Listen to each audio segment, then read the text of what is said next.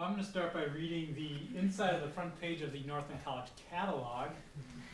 And it says, Northland College's mission is to integrate liberal education studies with an environmental emphasis, enabling those it serves to address the challenges of the future. And so I think Northland's mission addresses climate, but it does more. And I think trying to take and organize a curriculum specifically around climate does a disservice to our mission of addressing challenges of the future. So liberal arts education, whatever you think of it, and I think this is an important question with respect to climate change. Is it supposed to have particular results about what you value?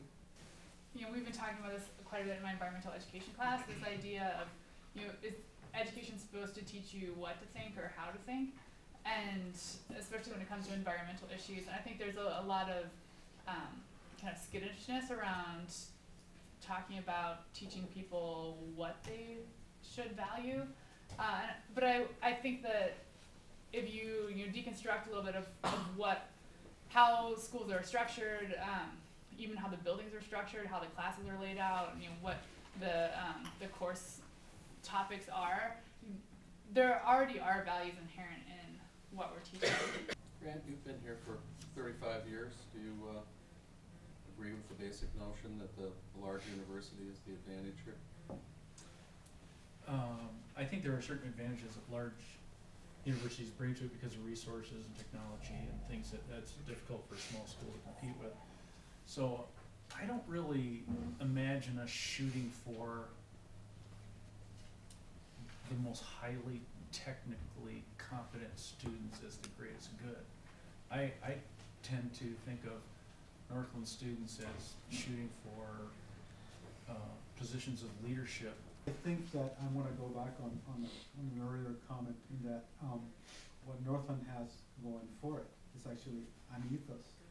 It's actually an environment that attracts a unique group of students who are seeing eye to eye on many issues, and that maybe that group of individuals, us students, is not seen anywhere else in just one place, under one roof, and that added intensity, I think, speaks for our uniqueness. But I mean, Jorge did take us in an interesting direction. Your focus was on people got to know some specific things, and there's got to be some specific kinds of knowledge in a curriculum that's going to address climate change. What are some of those things? I mean, you know, you get to build the learning outcomes for this curriculum. What is it that people have to know in order to be part of the solution to our climate change issues?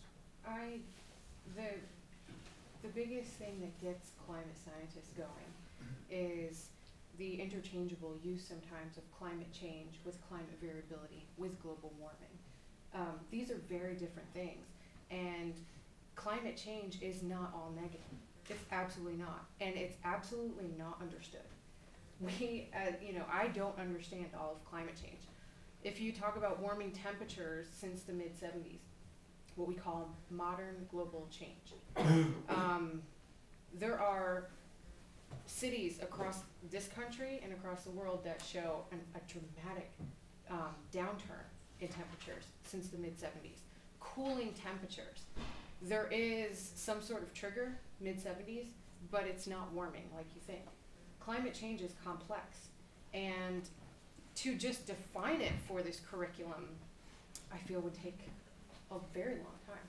Your vocabulary people need to understand, I think you're saying. Yes, that's true. I think in terms of an actual course, I think that everybody, regardless of what major you are, you would be pursuing, if you're business, whatever it is, you would have to take a class in climate variability and change, and it would be science-based.